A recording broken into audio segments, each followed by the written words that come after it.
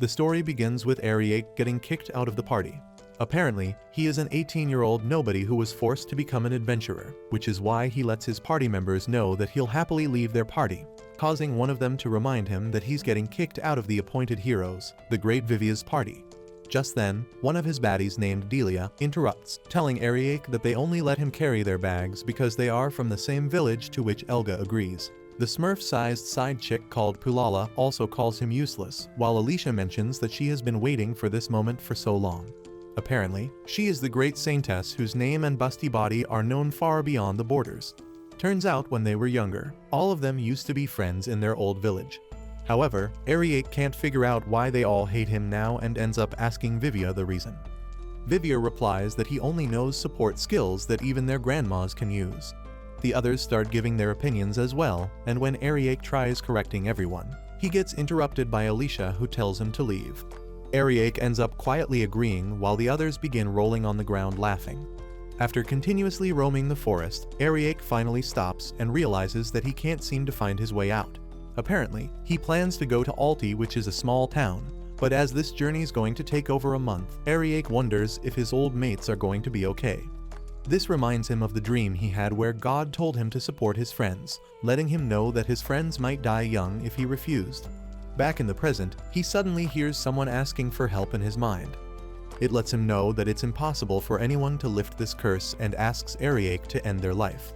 However, Arie ends up refusing, but that person keeps on persisting, saying that the pride of the dragon folk will be lost. He figures that there's no way a proud species like dragon folk would beg a human, but remembers the pain in that voice. Just then, that voice returns, now asking for Arie to save them. At this point, Arie eventually agrees and realizes that maybe that dragon folk thing wasn't a lie after all. Before long, he appears in front of a gate and finds a barrier. Wondering if the voice came from here, Arie looks around and finds several corpses. Out of nowhere, a person appears behind him, followed by multiple zombies. Arie notices that the old that guy is carrying is the necromancer's jewel, and when he mocks him, that guy gets furious and orders his zombies to make Arie one of them as well. But to his surprise, Arie pulls out a magic circle and easily eliminates the zombies, which causes that guy to freak out and questions who Arie is, to which he replies that he's just a dead weight who got kicked out of the hero's party. Suddenly, one of the zombies grabs his hand and pulls him towards itself. When he starts begging for help, Arie comments that this fate is no less than he deserves. While the zombies begin feasting on his unseasoned body, Arie returns to his main objective. Realizing that there must be a dungeon past this barrier, he uses a skill named Metamorphosis and transforms himself into a zesty-looking Pokemon. He then begins digging the ground and makes his way to the other side of the gate. Following that, he notices that the place must be a high-ranking dungeon. In this world, adventurers are split into ranks from E to S. Most of them are B ranks and a rank, while the remaining few are S rank like Vivia and Alicia, the Great Saintess. Meanwhile, he is currently C rank, which in other words means an average Joe. Soon after, he runs into some gargoyles who question Arie if he plans to release the Red Calamity. Arie wonders if that's the person who called him and thinks how they must be important. Suddenly, all the gargoyles lunge at Arie to end his life, and judging by their speed, he realizes that they must be level 60. However, both of the gargoyles end up bumping into an invisible wall before getting the chance to attack, and it is thanks to the spatial bending skill that Arie used which turned the air into a wall. But to his surprise, one of the gargoyles ends up breaking that wall, forcing Arie to step back. Without wasting any time, the gargoyle jumps at him and tries landing an attack on Arie at the same time, and while he blocks a few of those strikes, he leaves some of the spots open, allowing the gargoyle to go for an attack. Unexpectedly, Arie disappears from his sight, shocking the other gargoyles, and appears right behind him, mocking that gargoyle for falling for such an obvious trap. Before the gargoyle even gets the chance to comprehend what happened, Arie beheads him with his hands, making the others wonder how he can defeat them so easily. Arie lets that gargoyle know that this is reality and tells him to open the door for him, this time calling that gargoyle a wooden doll. Furious, he dashes towards Arie to land an attack, but with an overpowered counterattack. Arie manages to deal with that gargoyle for good. Apparently, all Arie did was provoke him into making a mistake and use a skill that reflects his attack. Even though what he did was nothing special, he was still in the palm of Ariek's hand from the very start. Afterward, Arie continues moving forward and comes across another door. There, he finds another hallway, making him realize that this dungeon is pretty huge. Apparently, dungeons function like living beings as they send monsters after intruders whose blood and magic feed the monsters, and this loop is how the dungeon grows stronger. Additionally, treasure chests are used to lure intruders inside, and as expected, a slime monster appears behind him as this one is a trap as well. But Arie easily manages to take care of it and gets back to looting the chest. With that being said, he arrives in another room where he is confronted by a taller version of Ben Grimm. Arie figures that the monster is level 80, and it would take a rank to defeat it. Without wasting any time, the golem tries crushing Arie under his hands, making him realize that despite the size, the golem is pretty fast and that he shouldn't face it head-on. Unluckily, 2 more golems end up appearing, which now upgrades it to a fight only an S rank can win. The golems start attacking him once again, and after dodging the attacks, Arie mentions that ranks are meaningless to him. This reminds him of the time when Vivia was roasting him for being a C rank weakling. Delia also joined, telling Arie that even ranks are on a completely different level than him, which made him wonder how strong he even is. As expected, Vivia told him that he's probably the same as any random villager, and that the tremors a golem makes would be enough to freeze Arie in his tracks. Back in the present, Arie jumps on one of the golems, and after marking it, jumps on the other to do the same thing. Following that, he admits that Vivia was right about the tremors and figures that he needed to land carefully. Eventually, he lands on the 3rd golem to mark it as well, and now that all of them have been marked, Arie uses his skill to blow them all into bits. This fight confirms Arie's theory of a broken ranking system, as a C rank could never defeat golems. Just then, a key drops on his head, and after picking it up, Arie notices a door nearby and wonders if the red calamity that asked him for death is in there. Nonetheless, he opens that door using the key and steps inside, where he finds a geezer who seems to be rocking quite the fresh drip. He lets Arie know that in over 1,000 years, no one else has made it here and calls Arie truly skilled. Furthermore, he asks for Arie's name, but gets ignored by Arie, who in return questions who in the world he is. After calling himself a high priest, he is about to say his name, but gets interrupted by Arie, who lets him know that he doesn't care, telling whoever asked for his help to come out. The priest gets surprised hearing that he was asked to come here and figures that the barrier must have weakened after so many years. Following that, the priest mentions that the dungeon is not finished yet and mentions that Arie must be exhausted from the ordeal, only to see Arie busy cleaning his own dungeon. He then tells the priest that he barely took any damage, but the priest doesn't buy it and can't believe Arie can defeat those golems without any injuries. This makes Arie mention that they were powerful, and it would have been tedious dealing with them, so he beat them all with one move, causing the priest to get even more shocked. Ultimately, Arie explains that strength doesn't matter as he didn't use attacks, but used magic magnification instead. Golems are delicate creatures as their magical nervous system requires incredible precision, but it's also their weakness, as if magic is forced into them from outside. Their delicate magical system overloads and explodes. However, the priest still can't believe it and mentions that a small amount of magic can't affect a golem. One would need a huge amount, and even if the kingdom's mages are gathered, it would still not be enough. Arie once again reminds him that he's standing here unharmed, but the priest still refuses to believe him, and at the same time, decides to have Arie sacrificed for the pursuit of godhood. Turns out that priest wants to become an immortal god and rule over all. However, Arie doesn't seem to care and starts finding the person who called him over. Following that, the priest decides to reward Arie for making it this far, and lets him know that in order to become a god, he needs a magic reservoir, and the key to the ritual is none other than the daughter of the Jespant dragon. When Arie gets shocked seeing the dragon girl, the priest lets him know that he will use this dragon folk to become a god, calling himself a genius, only to later question the disgust in Arie's eyes. Arie replies that this is unforgivable no matter the race, and adds the fact that he's no genius but just a worthless criminal. When the priest asks if he's really calling him a criminal over a lowly dragon, Arie mentions that it doesn't matter what she is, as it doesn't change the fact that he locked her away. Furthermore, he calls it common sense and says that it might not be for someone like him. The priest gets furious after hearing some fine roast come out of Arie's mouth, and starts charging up his wand with magic to take care of Arie. Eventually, he fires that attack towards Arie while he pulls out another magic circle to protect himself from it. This results in an explosion and the priest, brimming with confidence, begins thinking Arie is done for, only to get hit by a crystal in one of his eyes. Arie then mentions that he thought that the priest would be stronger because of the dragon folk and asks if this is all he's got. Hearing all these insults makes him even more enraged, and after tapping on the crystal that dragon folk is trapped in, he asks Arie if he came to save her and how eliminating her would ruin his plans. However, he is sure that she might live, but he wonders what would happen if he absorbed all its magic, as then it wouldn't be strange for her limbs to rot away. Having no other choice, Arie promises not to lay a hand on him, but the priest refuses to believe Arie and tells him to prove it. With that being said, Arie ends up nullifying his magic and skills, saying that he won't put her in any more danger, and with this nullification, he can't do anything either.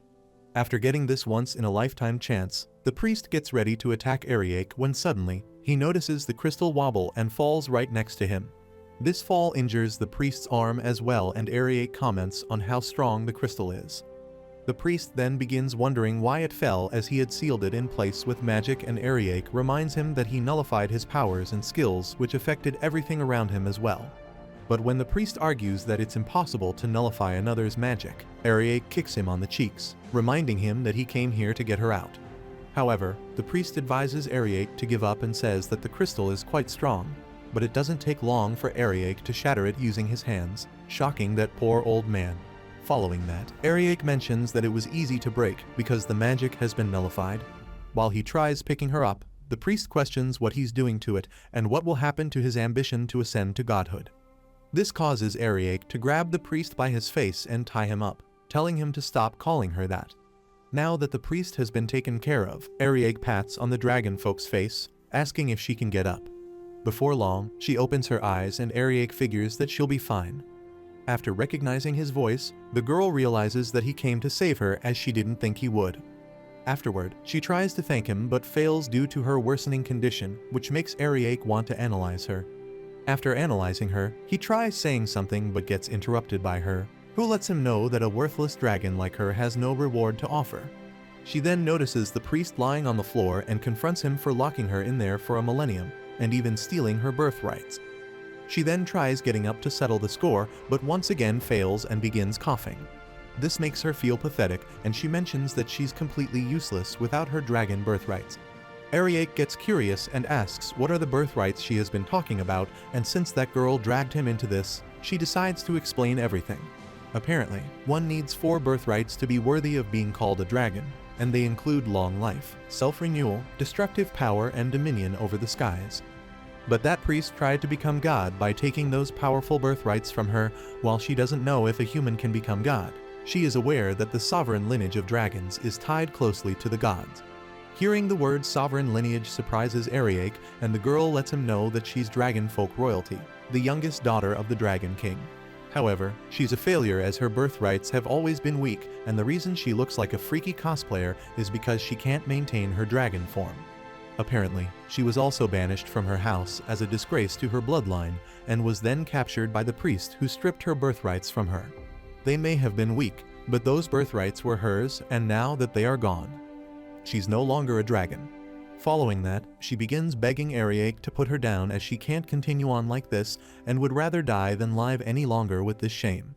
But to her surprise, Arie flicks her head, and when she questions the reason he did that, Arie reminds her that he's not going to help anybody take their own life and asks what she said to make him come.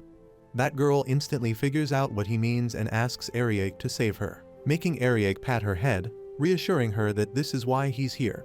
However, she starts panicking over her birthrights again, saying that even if they come back, she'd still be a weakling. Just then, Arie gets an idea to try something, and when she questions what he is trying to do, Arie replies that he'll get her birthrights back. Not only that, but he also plans on freeing her from the curse that's been weakening her. When she questions if she were cursed, Arie agrees and adds that according to his abnormal status detection skill, she's under a decently uncommon curse. Thinking about the curse rings a bell in her mind, and Arie further mentions that this curse has diminished her 4 birthrights to the lowest limit, and that the high priest could only steal them because they were weakened. Once the curse is lifted, her birthrights should return, which is why Arie wishes to prove a bit of backup.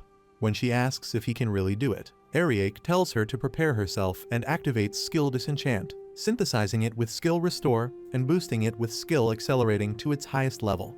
Following that, he warns her that it might hurt a bit, and just as the skill gets activated, she gets overwhelmed with pain and starts having a hard time breathing. Before long, the curse starts leaving her body, and after it's completely gone, she faints and falls right into Arie's arms. When he questions if she's still alive, that dragon girl finally takes a breath and slowly starts recovering from what just happened. Arie gets impressed as he thought that she'd pass out for sure, to which she replies that she did faint for a second. Moreover, she notices the curse flying in the air and figures that this disgusting thing was inside of her. Arie let her know that it was so well hidden that even Analyze's skill wasn't able to find it. It was specifically designed to steal her reason for living by severely weakening her dragon birthrights. This curse is the reason she was always considered a failure. Suddenly, that curse then begins moving and enters the high priest's body. This makes Arie realize that whoever placed the curse made sure that it couldn't come back to it, headed straight for the weakest person it could find. And as that curse was meant for dragons, a human like the priest couldn't withstand it. Just then, she begins feeling a bit weird and realizes that she can now feel the power surging inside of her. Arie lets her know that her self-renewal allowed her to recover quickly, and she points her hand towards the ceiling, letting out an attack which results in a giant explosion. While Arie is flabbergasted, she is overjoyed to think that this is her true power and mentions how she'd like to reduce this dungeon to dust. Furthermore, she calls Arie her master and tells her how immensely grateful she is to Arie for saving her and getting rid of the curse which was sealing her powers. Arie replies that it wasn't a big deal, but she argues that it was, and that he's the one who's on a different level. Afterward, she asks Arie what he thinks of this form, asking if he is into short flatties like her. But when Arie mentions that he's not particularly interested, she regrets thinking that she looked better than before. To make her feel better, Arie tells her that she was beautiful the moment he first saw her, and still is even with her powers back. He then apologizes for hurting her feelings, calling her a beauty of ages whose eyes and lips are like gems while her arms and legs are slim and graceful. Embarrassed, she tells Arie to stop as she can't take it anymore and mentions how he's an unwitting ladies' man. Furthermore, when Arie requests to analyze her once again, she instantly allows him, adding the fact that he's the only one she wouldn't mind seeing all of her. However, Arie is too shocked seeing her status and says that she's level 99, has 1 million HP and 200,000 MP. This can't even be called another level, which makes Arie wonder if all dragons are this strong, but gets told by her that these stats are clearly way too high. Just then, something else pops up, and it turns out to be a new title called the Celestial Dragon and her rider. Arie mentions how amazing it sounds, and she figures that he must be the rider. When Arie questions her about this rider thing, she replies that it's a title bestowed upon those a proud dragon truly trusts, and those riders are known as dragon knights as well. What's more surprising to Arie is that she's a celestial dragon, but she argues that becoming a celestial dragon isn't so easy, as while she has holy roots, she's merely the Dragon King's daughter. It's likely because she could become her ride. This makes Arie ask if he turned her into a celestial dragon, to which she agrees, saying that he started giving off a divine aura a bit ago. Still confused, Arie wonders why he became a dragon knight in the first place and gets told that it's because they are kindred spirits. This reminds her that she hasn't even introduced herself, and lets Arie know that her name is Colette, the youngest daughter of the leader of Jespant Dragons. Arie also introduces himself as a dead weight who was kicked out of the party, and with that being said, Colette suggests discussing their plans while they walk. But to her surprise, Arie asks if she thinks she can tag along, and when Colette asks if she can't, Arie agrees. This causes her to cry and reminds Arie that he's her knight who saved her and now has to take responsibility. But Arie replies by advising her to head home, to which Colette disagrees, saying that as she was banished, she can't just go back. Furthermore, Colette believes that whoever cursed her is from her village, and they likely wanted her out of the line of succession, which is why going back could be risky. Arie apologizes for making her rethink those bad memories, but Colette reassures him that it's fine and requests to let her accompany him.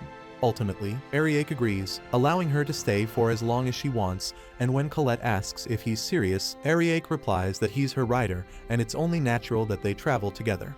This gets Colette brimming with happiness, but at the same time, Arie is sure that with a hot dragon chick by his side, he'll stick like a sore thumb. With that being said, he suggests doing their best, to which Colette agrees, saying that they are going to do great things, calling him her dear dragon knight. While the two of them walk towards the next town, Arie informs her about everything that happened, causing Colette to get furious at his old party members. She mentions that he is the reason they could form a party in the first place, but Arie tells her to pipe down as he's glad they can stand on their own 2 feet now, adding the fact that even the way they sent him off puts a smile on his face. As he's managed to help them avoid an untimely death, he's happy. Following that, Colette questions if there were any hot babes in that party, to which Arie agrees, letting her know that there were 3 in total. Shocked, Colette makes up her mind not to lose to them, making Arie think how dragons can be emotive. Meanwhile, Vivia chugs a glass of beer and laughs about how miserable Arie looked when he left. Delia and Pilala agree, saying that he was so irritating, and when they ask Alicia if she thinks the same, she gives them a bland reply, saying that a party with no hero can hardly be called a party.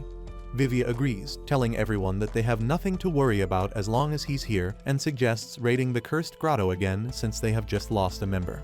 While they mention how easy it would be without any dead weight, Alicia looks out the window and says that they are missing something now, something that can't be found here.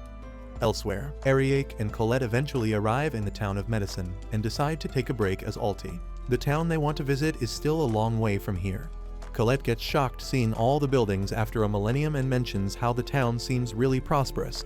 However, Arie notices everyone ogling at Colette and gets interrupted when she smells something really good and suggests checking it out, calling him her master. Hearing the word master makes everyone stare at Arie with disgust in their eyes, causing him to tell Colette not to draw so much attention. After arriving at that restaurant, Colette's mouth turns into Niagara Falls seeing all that delicious food.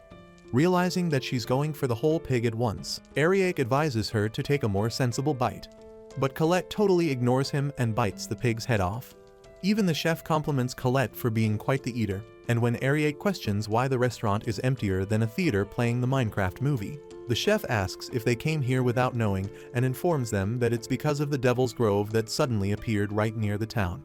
The kingdom has sent knights, but most shops are closed, and he is not sure how long they can stay afloat either. He also advises Arie to leave before it's too late, and when Colette asks about the Devil's Grove, Arie replies that it's a monster's nest made by the Demon King, but unlike dungeons, monsters can leave the nest and cause trouble. Apparently, Devil's Grove has 5 phases, with the 5th being the most dangerous. If the boss at the end isn't defeated quickly, the grove will spread, and its monsters get stronger. Arie guesses that it's probably still in phase 1, and usually, a hero is sent in before it gets too serious. As this could affect their journey, Arie decides to find out a little more about it and plans to stop by the Adventurers Guild. Later that day, the two of them enter the guild and everyone begins giving them deadly stares. Colette mentions that it's so tense, to which Arie replies that the Devil's Grove has them on edge. Afterward, he goes to the receptionist who tells him to state his name. But when Arie introduces himself and requests information about the Devil's Grove, she gets shocked along with everyone else, who starts to wonder if he's the guy who got kicked out of the hero's party. The receptionist then tells him to wait and not run away as a royal decree is in place. Hearing about the royal decree comes as a shock to Arie, and he decides to wait. Soon after, Dwayne Johnson steps out, asking if he's the one claiming to be Arie. When he agrees, saying that he doesn't have any proof, the Baldy mentions that there's no need as he's a perfect match and gives him a paper with his picture on it. He then introduces himself as the guild master, Osham, and informs Arie that his adventurer's license is hereby revoked. As expected, everyone begins discussing this matter, and Arie mentions that he figured they'd drop his rank, but never expected them to do this. With a smile on his face, he says that he can't accept any more requests or buy resources now, making Colette question why he sounds so happy. Nonetheless, he comments on how he was only in the guild because he was forced to join, and talks to Osham about the Devil's Grove, saying that he'll need all the help he can get, which is why he can't understand why he decided to revoke his license now. However, Osham replies that they don't need help from the hero party's outcast, as the Royal Knights are already headed there, and they have more than enough adventurers to clean up after them. Furious, Colette asks if she can burn them to crisp, but Arie tells her not to and wonders why they didn't send the heroes party, as the heroes party should have been closer than the knights. Osham further says that they have no use for Arie, as once the knights have defeated the boss, the adventurers will clean up the rest. With that being said, Arie decides to walk away when suddenly, the guild door opens and a knight, covered in blood, steps inside. Everyone gets shocked to see him injured so badly, and he announces that the siege of the Devil's Grove has failed. Additionally, a horde of monsters is headed here, and as the royal knights are obliterated, the adventurers are ordered to defend the town. After saying that those who run will be executed, the knights lose consciousness and everyone starts to panic, regretting what they have signed for. Arie checks the knight and realizes that he'll live and figures that the monsters followed the surviving knights, and now the adventurers are in a panic. When Colette asks if he can defeat the monsters easily, Arie replies that he'd rather not be the center of attention. Just then, Osham slams his fist on the table and tells everyone to pull it together as if they don't act. They all will die anyway. Even though the adventurers agree with him, they are still confused about what they should be doing. Realizing that somebody's still willing to do his job, Arie walks towards Osham and drops a bag full of cash in front of him, asking Osham to leave this one to him. Hearing him say those words make Osham question what a C rank like him can even do against a monster horde, and when Arie asks him about the reward for this cleanup, he gets told that it's a lousy gold coin that's hardly worth risking their lives for. Arie agrees with this as well, and when Colette questions what he is getting at, Arie starts climbing the table, saying that nobody's going to risk their lives for some pocket change, and starts counting all the adventurers present at the guild. Following that, he picks up the bag full of gold coins and spills them on the floor, announcing that he will reward anyone who fights to the end, and the reward will be 100 gold coins per adventurer. Everyone freaks out after hearing about this much bread, and Arie further tells everyone to consider this a contract under royal law, a contract between him and the adventurers. Hearing this shocks them even more, as no one who enters a contract by this name can break it. All the adventurers start talking about how a 100 gold coins can easily buy them an anime waifu body pillow, to which Arie agrees, saying that a 100 gold coin could buy them mostly anything, and now is their chance to seize it. As the royal army has been defeated, only the adventurers of this town can save it. Furthermore, he questions if they are going to let their peace be destroyed by some monsters, and after reminding them that they are adventurers, he tells everyone to risk their lives for some extraordinary sense. After advising everyone to stand and fight to protect the town, he catches everyone's attention, including Colette, who is impressed by her master using her brain for once. Meanwhile, the adventurers start agreeing with Arie's speech, talking about how they lost their virginity in this town and can't let the monsters destroy it so easily. Knowing that there's no way to run anyway, the adventurers decide to go home to their families as rich men instead, and those who were once panicking are now motivated to defeat those monsters, including the Egghead Guild Master, who was talking straight out of his cheeks. With that being said, they all start preparing to fight those monsters heading towards the town. Osham also partakes in the preparation and plans to follow the vanguard once all the preparations are complete. Soon after, Arie also appears, asking if everything is going well, causing Osham to get closer to him and thanking him for the help, as it wouldn't have been possible with Arie. Osham further mentions that he figured that no one would listen to a C rank who got his license revoked, but now he looks kind of inspiring to him, which makes Osham wonder if he's really as incompetent as they say. Furious, Colette steps in, telling Osham that he should know better than to call her master incompetent, and calls him greedy meathead, who even insulted him earlier. Luckily, Arie calms her down, saying that he's the one who offered to pay, and it worked because people can't live without making some dough, while it's the role of those at the top to pay them fairly. Making them risk their lives for a single gold coin is outrageous. This makes Osham question how he got this much money, to which Arie replies that he just saved up, as the hero's party goes on a lot of high-ranking quests. Curious, he further mentions that Arie doesn't have any connection to this town, so why is he doing this for them? Arie then points towards the restaurant with the green roof, saying that they make really good shellfish pasta, and it would really suck if he couldn't have it again. Osham begins smiling hearing about this and starts patting his back, promising to treat Arie with the reward if they make it back alive. With that being said, one of the adventurers informs Osham that they are ready, and he appears in front of all the adventurers, letting them know that the town of Medicine only has fences and ditches to defend itself, so they are the last line of defense. As they fall, so does the town. Additionally, his plan is to make the defenders stand in front of the attackers while the mages will support them from behind. Even though it feels hopeless after what happened to the knights, Osham believes that they must win and return home. Seeing them fired up, Colette wonders if this is going to be okay, as there are around 1,000 enemies, while the number of adventurers is somewhere around 100. This makes her question if Arie is going to take the monsters out himself, but gets told that having some savior show up and take care of everything wouldn't for out in the long run. Without confidence, it's impossible for them to protect themselves and the town, which is why he's doing this so they can work together and win. Surprised that he'd go this far for them, she suddenly hears an explosion go off and figures that the fight had already started. Arie then suggests going as well, as even though they need to win with their own strength, he still wants to offer his support, as doing that much for them should be fine. On the other hand, the battle against the monsters continues and Asham orders everyone to push forward and attack the middle as their numbers are thin. Just then, a goblin is about to chop off an adventurer's head, but gets hit with a Uno reverse card instead. Furthermore, Asham tells everyone with less than a third of their HP to retreat and tells the support adventurers to cast strengthened skills on the attackers. Suddenly, he hears another explosion and wonders what the Negel brothers are doing over there. Apparently, one of them keeps punching the ground while the other is swinging a sword to fight the monsters. They discuss how one of the healers is out of MP when suddenly one of them gets attacked by a goblin, but tells his brother to stay focused as more enemies are coming. Moreover, he tells everyone not to just stand around and attack, as if they fall, the town's done for. Following that, Asham is informed that a third of the left flank has fallen, and the Negel brothers are severely injured as well. Asham tells him to pass out the healing potion stock when suddenly, another adventurer appears, saying that the right flank is requesting reinforcements as a caterpillar dragon has appeared and needs at least 3 A-rank adventurers.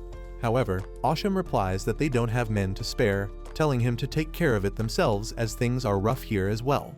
To his frustration, another adventurer calls out his name and points towards the giant ogre standing right in front of him. Asham recognizes it as the Ogre King, and the adventurers start losing hope as the Ogre King is usually an S-rank monster. Without wasting any time, Asham orders everyone to run away when unexpectedly, the Ogre King opens his mouth and lets out a roar, causing all the adventurers nearby to fall onto the ground. Asham, unable to do anything, asks if the healers can move but find them in the same situation. This gives the other monsters the chance to run free, and just when one of them is about to hurt one of the elf baddies, it gets his head chopped off by Arie. She looks at him in surprise and gets told that an Ogre King's skill paralyzes normal adventurers. Flustered, the elf asks Arie to allow her to thank him, but gets interrupted by Colette, who stares in her soul and accepts all the gratitude she has to offer. Just then, Asham calls out Arie's name and gets told by Arie that he's doing much better than expected. Following that, he questions why Arie is on the front lines, as a C rank like him will end up dead in no time. Arie replies that this was his request, and he has a responsibility to see that it succeeds. Following that, he lets everyone know that they've still got a long way to go before this is over, advising them to stand back up and fight. As he uses the skill named Psychic Resistance Up, all the adventurers in the surroundings start feeling lighter and their numbness disappears, allowing them to move freely once again. Knowing that this should take care of the Ogre King's skill, he tells Colette to do her job, and she dashes towards the monsters. After jumping in the air, she lets out her breath of fire and burns all the goblins beneath her to crisp. Colette then makes a safe landing and asks Arie how it was, hoping that it was everything he hoped for. While Asham can't believe what he just saw, Arie mentions that she's as strong as ever. Following that, Asham tells Arie that even though he bought them sometimes, the enemy's still advancing, but according to Arie, they are still at a disadvantage, as it'll take a miracle to win when they have little defense and are outnumbered 10-1. Knowing that the issue is their numbers, Arie decides to use a skill that gives the adventurers tenfold status buff. While Asham is shocked hearing what he just said, Arie continues by telling him that he'll also debuff the enemy's stats down to a 10th, which should be enough to turn the tide of this battle. But according to Asham, buffing them tenfold is impossible, and believes that there's no way Arie's skill can affect that entire horde. However, Arie replies, telling Asham that it's possible, and tells him now to worry, as all they need to focus on is winning. With that being said, Arie begins activating his skill called the Party-Wide Net, and applies its effect to all the adventurers within range. When Asham reminds him that there are hundreds of them, Arie replies that he knows and decides to start with the skill damage reduction, as that should keep all of them fairly safe. Asham also notices his skin getting tougher, but argues that it's not even close to 10 times stronger, only to be told by Arie that he isn't done yet. Afterward, he uses agility to increase everyone's speed, evasion boost to increase their evasion, divine blessing to nullify damage, and chance evasion to increase the likelihood of enemy attacks missing. However, he's still not done, and after activating the damage ratio down skills, he ends up activating 12 more skills and lastly, the critical damage up skill. Now it's time to debuff the enemy, but as there's so many of them, he decides to summarize telling the magic to invert his buffs onto the enemy. Following that, the adventurers notice the enemies rushing again, which makes them wonder if the buff even worked. Without any hesitation, the elf Arie saved earlier picks up a sword and manages to cut down 3 monsters with a single strike, later mentioning how it feels like she's a completely different person. The other adventurers notice that the battle seems really easy now, and Osham, after swinging his axe, tells Arie that it has gotten easier and how Arie managed to stack 20 buffs when 3 are said to be the limit. However, this isn't something new to Arie, as he always did this when he was at the hero's party, and it surprises everyone when he says that if they count the minor buffs, it would be a little more. As expected, they all start to complain about how even the village guard dog can win with all these buffs and start wondering if they only make it that far thanks to Arie. Colette agrees, telling them that they still kicked him out even after he supported them for so many years. But Arie asks her to calm down as he has accepted the fact that they don't need his skills anymore. However, thinking about his party again starts making him worried about their well-being, causing Colette to comment on how he gets all weird whenever those guys come up. Nonetheless, Arie mentions that they don't have time to chat as the monsters are still closing in, but now they all are confident as they've got their so-called Lord Arie protecting them. While the battle continues, Arie mentions that he needs to stop them from calling him Lord and questions why the ogre hasn't budged, thinking that he could be cautious or not plan to act as long as he has his minions. Colette believes that even with all Arie's buffs, a normal person would struggle against him, to which Arie agrees. At the same time, he's confused as the Ogre King doesn't normally spawn in the barren phase of a Devil's Grove. Moreover, he notices the look on Colette's face and allows her to fight the ogre if she really wants to. Knowing that the adventurers won't be able to handle him anyway, he asks Colette to do so. Just then, the ogre also moves a little, which gives the two of them the perfect chance to run at him. But to their surprise, he seems to be aiming at the adventurers fighting his minions, and just when he thinks that he crushed them all under his hand, he finds Colette holding it from crushing everyone, saying that protecting humans is such a pain. Arie then tells that adventurer to leave the ogre to them and take care of the rest, while Colette tells him to call her Lady Colette from now on. Following that, the ogre tries crushing her as well, but she gets out of the way just in time. Then, he prepares to hit them with the paralyzing attack, but before he can even open his mouth, Colette jumps up and lands a critical punch on its face. Meanwhile, Arie also gives himself a bunch of buffs and with a single kick, manages to make the ogre fall onto the ground. Everyone starts celebrating and Colette praises him for doing a good job when suddenly, the ogre grabs her and throws her onto the ground. Seeing blood come out of her head, Arie mentions that this is bad, causing Osham to question if she's going to die. But Arie replies that this is not what he means, as they both see Colette standing back up and asking Arie if she can show him what she can do. In the end, he gives her the get-go, reminding her that he's her dragon knight and suggests showing them what they're made of. In the meantime, Osham continues eliminating all the goblins and mentions that all the small fries are now taken care of. Following that, he orders an adventurer to let the central forces know that they are coming and tells Arie that all that's left is the ogre. But to his surprise, the ogre has already opened his mouth wide apart and lets out a roar that paralyzes all the adventurers once again. However, both Colette and Arie remain unaffected, and she questions if that's his only trick. Meanwhile, Arie figures that Colette's powers haven't been fully awakened even though the curse has been lifted, and is worried what might happen to her. To deal with this, he ends up giving her a ton of buffs, but gets told by Colette that he is underestimating her. Nonetheless, she lets out a smirk, saying that if this is how she shows his love, then that fills her with power. Arie then begins feeling something strange, as if something is resonating from within. Apparently, dragons that have acquired a rider can draw on their dragon knight's power, which allows the dragon to reach their true potential. This causes Arie to allow Colette to use his powers as she pleases and activates the skill named Final Gambit, which gives her the boost of power she needed to reveal her true form, that is of a Jespant god dragon. While everyone is shocked seeing a literal dragon in front of them, Arie thinks about how the Final Gambit skill allows the target to regain their innate power for a brief moment. So, his using this skill allows Colette to manifest her true powers without any negative effects. After Colette fully transforms into a celestial dragon, she lets the Ogre King know that by her dragon knight Arie and herself, she will now be judged. With that being said, Colette powers up her fire breath and attacks the ogre with all her might, landing a direct hit. After protecting themselves from the shockwave, they all look at the ogre, only to notice that it has completely disintegrated. Afterwards, Colette transforms into her Slay Queen form again and falls towards the ground and into Arie's arms. He makes sure to praise her for it, to which Colette replies that it felt really incredible. All the adventurers are shocked to see the heroes fight and Oshim falls onto the ground, relieved that it's finally over. Arie mentions that as the boss has been defeated, they have finally cleared the Devil's Grove. Simultaneously, fireworks go off in the sky, which turns out to be a signal from the central forces that they've finished mopping up as well. Everyone starts celebrating, calling it a miracle, but gets questioned by Arie if they really think it was because of some miracle. He further adds that this victory wasn't because of fate, but because they all bravely stood against the monsters who defeated the kingdom's knights. They braved their numbers to protect the town and won because of everyone present. With that being said, he suggests returning home, where they all are welcomed by the townsfolk and congratulated for their victory. Some days later, a couple of adventurers ask Arie if he's already leaving, to which he agrees, saying that they've gotten enough rest.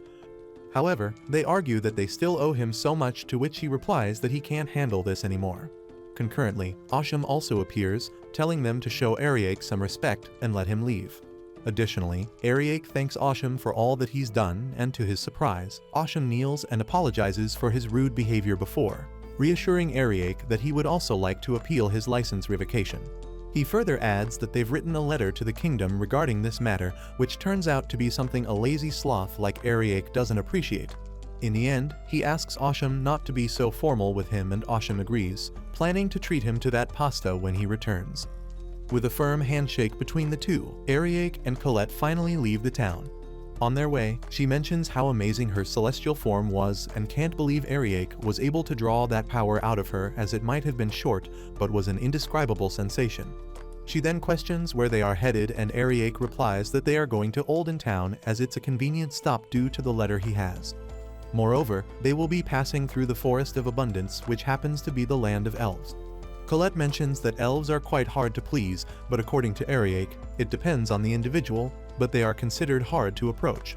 She reassures him that she'd burn them all to a crisp if they dare challenge him, making Arie wonder why she always thinks about burning stuff. Following that, Arie begins stressing over the fact that Vivia and the others weren't called to handle the Devil's Grove, and even though they were close, he couldn't find any information about them. Suddenly, Colette stuffs his mouth with bread, telling him that now's not the time to worry, and suggests taking it easy by eating their fill. Elsewhere, Vivia, covered in blood, struggles to get out of the cave, questioning why this is happening to him when he's the hero. At this point, they are going to be completely obliterated because of that monster present there.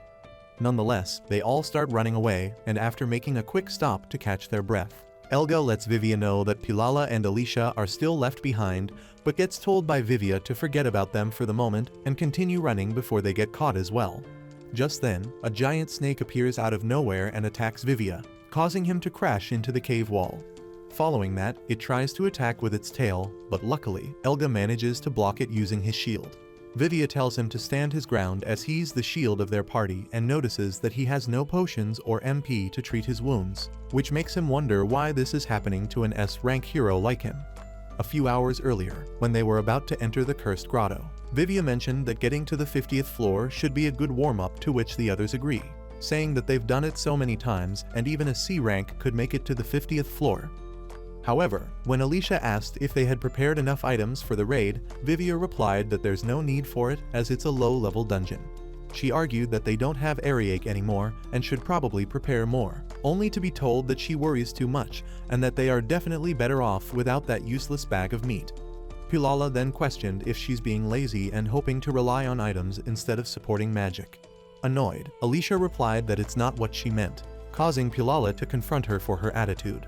Furthermore, Vivia told Pilala that now she would be lighting up the dungeon instead of Arie's place, which is one downside she found of losing their errand boy.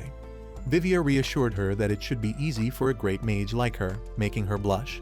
Additionally, he mentioned that their raid would be more fun without that dead weight, and when Delia agreed, Vivia pulled her towards himself, telling her that he would be relying on her as well. Afterward, he started thinking how easy it was to deal with those love-struck girls, and while Alicia is a little hard to approach, he is sure that he'd be able to bag her one day, as he's the chosen hero that will save the world. Additionally, he believed that once he defeated the Demon King, the country would give him that busty princess, and he might even become the king who'll rule over all the Brokies. With that being said, he suggested going inside, making Alicia a little disappointed as she had already tried warning him. While making their way deeper into the dungeon, they all nearly wet their pants after seeing a bat, and when Pulala mentioned that it nearly startled her, Vivia shouted at her, asking why it was so dark as they wouldn't be able to see enemies like this. However, Pulala replied that she can't seem to do any more of this, which made him even more furious as Arie could easily light up the entire dungeon. Alicia interrupted, saying that Arie was the only one who could do that because dungeons are like the insides of living beings and are brimming with their own magic, which is why outsiders like them had their own magic severely inhibited. Annoyed, Vivia questioned if she expected him to believe everything Arie said when suddenly, a monster appeared out of nowhere and just in time. Delia managed to punch it, causing it to crash into a nearby wall. She then advised Vivia to quit with the Arie talk and told him that they should just hurry up when unexpectedly, the monster got on its feet again and was about to attack Delia, but just in time, Elga appeared and blocked the attack using his shield. This made Vivia question why it isn't dead, yet as it usually took only one strike. Delia got frustrated and after charging up her attack, punched that monster several times and eventually ended it for good. She then wondered if it was finally over, and after checking on it, Elga gave them the green light. Confused, she asked why it didn't go in one punch, to which Vivia replied that it's because they can't see in there. Furthermore, he mocked Pulala for calling herself a great mage and not being able to light up the dungeon. However, when the others told him that he shouldn't say that, Vivia realized his mistake and apologized to everyone, saying that Pulala is trying her best and it's fine as they can at least see their path. Delia hesitantly agreed, calling him a well-spoken man, which made Vivia brag about being the chosen one who'd clear the dungeon with ease. Lastly, he once again apologized to Pulala for yelling at her, but as expected, she instantly forgave him. With that being said, he suggested going deeper but got interrupted by Alicia, who questioned if they'll be alright as they aren't used to fighting in such darkness. Furthermore, she advised them to withdraw and take a different approach. When Delia yelled at Alicia for trying to boss Vivia around, he told her that it was alright as Alicia is just worried about him. Moreover, he let Alicia know that she's being way too cautious and turning their backs to the enemy would only make it more dangerous, which is why they should keep moving, and called it the hero's command. Alicia couldn't help, but while the other baddies started fawning over their hero. But when he asked Alicia if she understood, Alicia simply ignored him, which made him even more furious at her for looking down on him. Additionally, he was aware that the hero can't withdraw from a C-rank dungeon, as if that happened, not only to the public but also the kingdom would toss him aside. He also believed that it's Pulala's fault for not lighting up the dungeon correctly while Delia and Elga were moving pretty slow as well. Just then, he noticed something and reminded Delia that they'd been here a couple of times and questioned if they were lost. She made an excuse by saying that she couldn't see the way due to how dark it was, making Vivia confront her for getting lost with a map. He further added that Arie was able to guide them the first time they came here. Alicia intervened and told him that Arie was able to guide them by making constant revisions, but even if they had a complete map, they are basically walking blind with how dark it is. Just then, she found a mark that Arie left for them the last time they were here, and when Vivia suggests moving forward, Alicia once again questioned if he's truly prepared. They are currently on the 25th floor, and are already struggling with the darkness. If Arie was here, he would have advised them to withdraw. However, Vivia argued that they'd already come this far, to which Alicia replied that she only wanted them to proceed with caution as the enemies would be much stronger now. Enraged, Vivia told her that they are just getting used to the new item, and the way she kept mentioning Arie is starting to get on his nerves. Suddenly, everyone felt a deadly aura surrounding them, which made them tremble and wonder if there was a boss monster nearby. Alicia mentioned that the enemy was coming, and when Vivia ordered everyone to prepare for battle, Delia replied that she could barely stand right now. But to their surprise, that monster turned out to be just a little skeleton knight. Relieved, Vivia said that if everyone just kept calm, it wouldn't have gotten the jump on them, and drew his sword while calling the skeleton a weakling from a C-rank dungeon. With a single strike, he managed to take down the skeleton and started receiving compliments from the hotties. Just then, he realized the skeleton's sword had already pierced his body, which made him wonder how it was still alive, as one hit should have been enough to eliminate him. At this point, even Arie had started freaking out, questioning why it was able to counterattack and why there is a hole in his gut. The skeleton knight then took out his sword from Vivia's body, which made him scream in pain like a little coward. Just when the skeleton knight was about to attack him once again, Elga came running with his sword and tried attacking it. But the skeleton easily managed to dodge the strike and mocked him by making sure to laugh its heart out. Vivia is glad that Elga saved him, but couldn't believe he missed such an easy attack, while Delia wondered if skeleton knights were always this strong. But Pulala disagreed, telling her that the skeleton knights aren't supposed to be this strong, as they are weak monsters that can be defeated around level 20. Meanwhile, Elga once again charged towards the skeleton knight, and this time, not only did he get easily blocked, but he even started getting overwhelmed by it. Vivia questioned why he's getting pushed back and if all those muscles are just for show. To his surprise, Elga replied by telling him to shut up as he's the first one to go down. Simultaneously, Delia came running towards them, telling Vivia and Elga to get out of her way as she was about to punch the living world out of that monster. However, even after she punched it with all her might, the skeleton managed to easily defend itself, which made her question how that was even possible. Afterward, the skeleton knight pushed her away and attacked her with an energy beam which sent her flying and made her immobile. Pulala couldn't believe such a low-level attack did that much damage and asked everyone why they are so weak right now. This made Vivia told her to use her support magic, to which she replied that she had been using her strongest buffs on both their attack and defense, so everything should be the same as always. Vivia couldn't believe what he just heard and questioned if she was saying that they were currently at their best right now. Just then, the skeleton knight attacked Elga, causing him to go down as well. At this point, Vivia started losing it and got teary eyes as he was aware that an S-rank hero like him shouldn't be losing to this weakling. However, just when he was about to go completely insane, Alicia used her skill named Angel's Breath to heal everyone in the vicinity.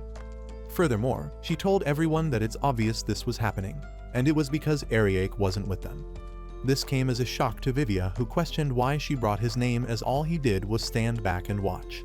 After spraying the skeleton with some holy water, Alicia told him that holy water immobilizes undead monsters and decided to explain everything, as Vivia always seemed really ignorant.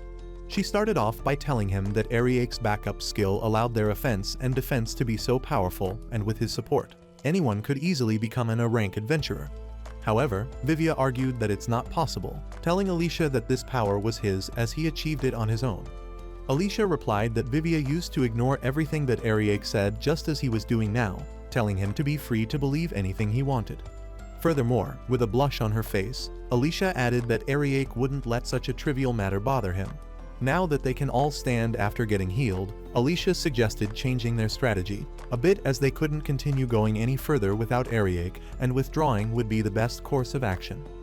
Additionally, she questioned Vivia if he didn't mind, since continuing like that would only result in their deaths.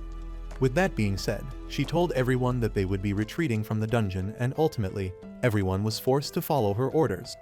On their way back, Vivia started cursing himself for being so exhausted when they had only made it back to floor 15, and told Alicia to heal them a bit more.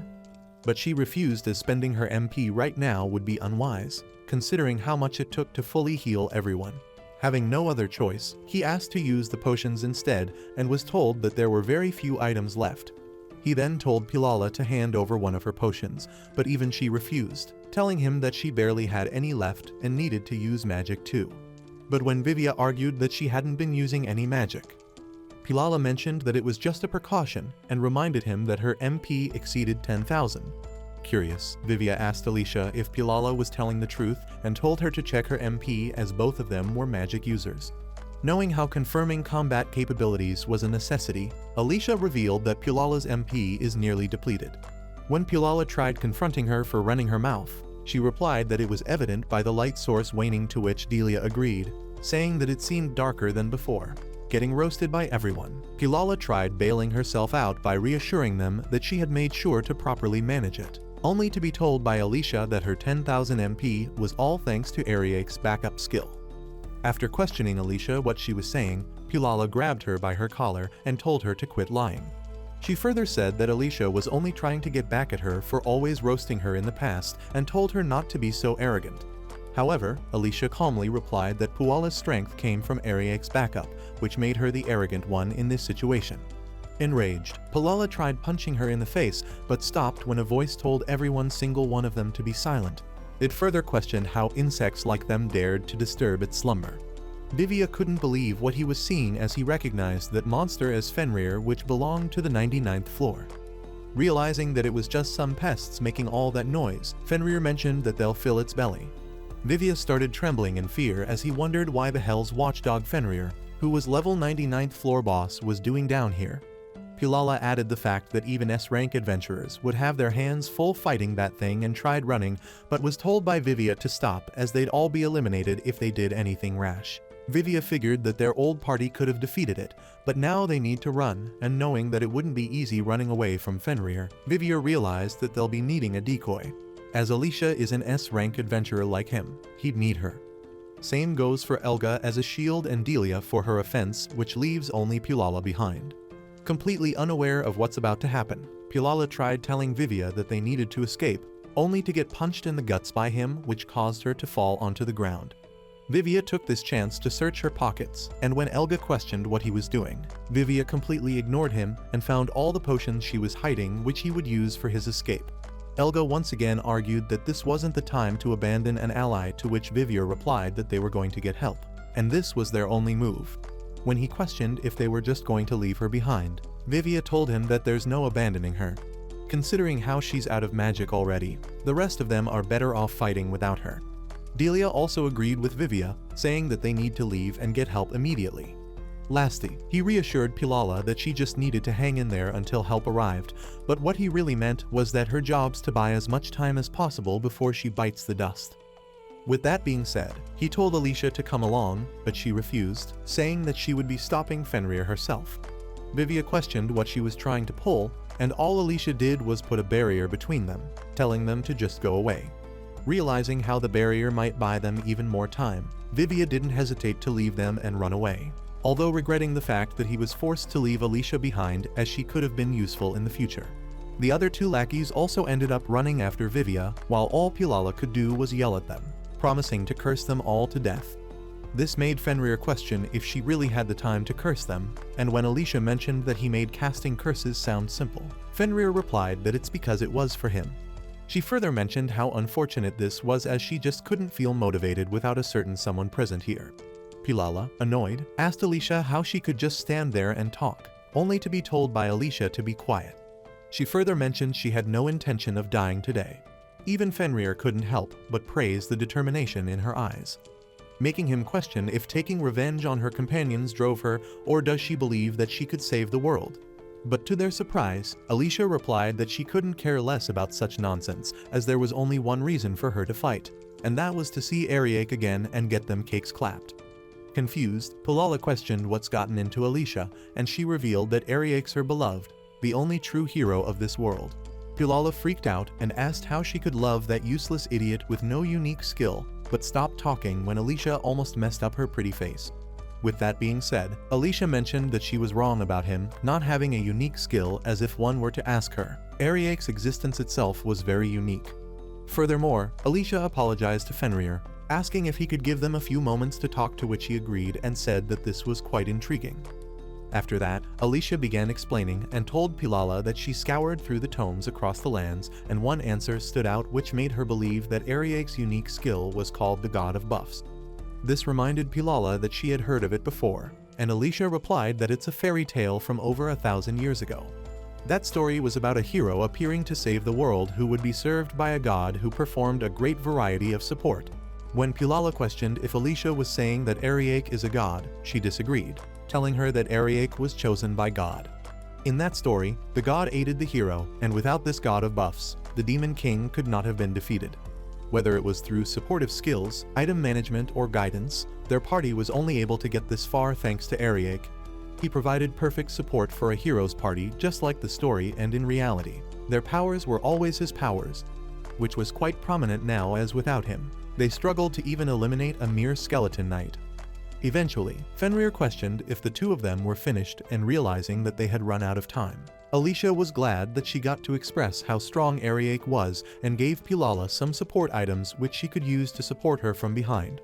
However, Pulala argued that she could barely feel her legs and was told by Fenrir that squishing a mere pest would be trivial for him. But when Alicia asked to let such a pest run away, Fenrir replied that he had been trapped in the dungeon for ages, and she might alleviate his boredom. With that being said, Fenrir crushed the ground around himself, and without wasting any time, Pulala made sure to book it, surprising Alicia about how fast she could run with all the items that didn't even belong to her. Following that, Fenrir told Alicia that her barrier had faded, and if he wanted, he could run down those pests that got away. But Alicia replied that it didn't matter as the barrier was not meant for their escape, but to keep them from getting in her way. Noticing that something was wrong with Alicia's aura, Fenrir tried attacking her, but was stopped by Alicia, who asked if he was surprised, asking if he really thought he could defeat her in one hit.